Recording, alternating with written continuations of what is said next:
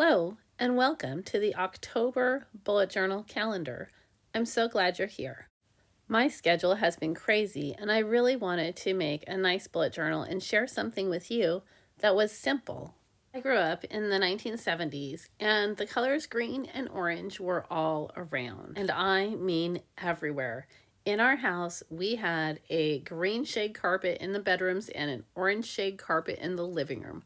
Our kitchen was avocado green, and so was the linoleum in our house. These colors were so prolific. Recently, I visited the mom of a friend of mine who was also around in that age, and I went to their house, and they had these amazing, beautiful, multi-shade green wallpaper hanging from when they remodeled back in the 1970s. It was glorious, and I loved it. And these flowers like this, they were everywhere. And something unique about the flowers was that the petals never came all the way down to touch the middle part of the flower. Now, I don't even know what that middle part is. Please let me know if you know down in the comments, because I'm in the middle of recording. I can't look it up, but I know somebody can find that out for me. Thank you. So I decided to combine those flowers that were everywhere, and my grandmother made quilts with those kind of flowers, and I had them on my shirts and even on my bell bottoms, of course, because it was fabulous. And they were everywhere. So I just thought keeping it really simple and making some of those 1970s colors in those lines that you can see in old TV shows, they were all around. They were painted in buildings at the universities and on the schools, and they were great. So I just thought, let's make a really simple, fun throwback bullet journal for October. I think that a bullet journal like this would also be fabulous if you were going to use it for September or also November, because the colors are perfect for fall.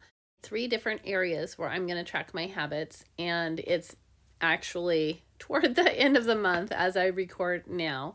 But I was tracking my yoga and my walking and my exercise, which I discovered I did not do the best. Like I said, work has been crazy, and I will do better in November. So thank you. I look forward to checking in with you about that then. Even when I don't do the best on my habits, I think that habit tracking actually helps me to keep them on my mind.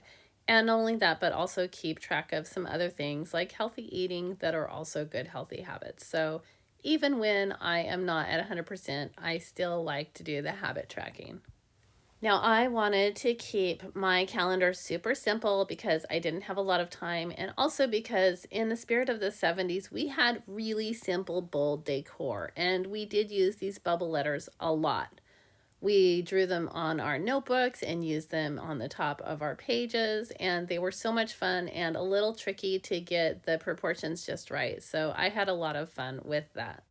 You will see me throughout this video turning the page in order to just get a really smooth line. It helps me sometimes to draw sideways all the way across, or to pull straight down or push straight up, depending on the line I'm making. So I've been just turning my notebook, which has my journal pages in it, and using it at whatever angle works the best. Now, this is not a sponsored video, but if you're curious about my notebook, it is a happy planner, and I hole punched my own pages out of some dot matrix file cards. And the markers that I'm using here are the Tombow dual brush pen set, and I have a bunch of sets, and I kind of use them interchangeably. Now, at the time of making this video, I haven't yet put any links for anything down in the description box, except for just other links to my own videos or other videos I think would help you if you are working on a similar project. At some point, I would like to be able to put those links down below, so if you are interested in purchasing some of the items, you can just have an easy link on Amazon or wherever to get to those products. Hashtag life goals. At this time, too busy. So bear with me. Hopefully, eventually we'll get that on there. I often finish out that bottom line of my calendar with the days from the following month, just because I do my own calendar pages. It makes it a little bit easier to have a few more days of leeway for scheduling as I go along, since I don't always have my calendars done very early. Also, just on a personal note, I'm usually using my calendar for at least several days before I publish the video, because I do really use this calendar, and the reason I have it set up this way is because I find it really helps me in my life to stay centered and organized. One thing I like to do is to have a page with some kind of a gratitude at the back, and I don't do a daily gratitude journal, but I do every month take time to really think about some of the things that I am grateful for and to focus on that and to center myself on the things that make me happy and bring me joy and help me be centered. This also helps me to develop the habit of being grateful on an ongoing basis. For instance, today I was sick and not feeling good, and I was actually watching a video of squirrels eating on TV, and I was just grateful for something calm and soothing as I was drinking my lemon and honey tea and trying to get better. Well, I hope that you enjoyed this video of my October bullet journal. And if you did, feel free to like and subscribe to get more content and help this get pushed out to more people. And I hope that you have a marvelous, fabulous, super cool week and month and year. I'm your Doodle Dragon, and I hope to see you again next time.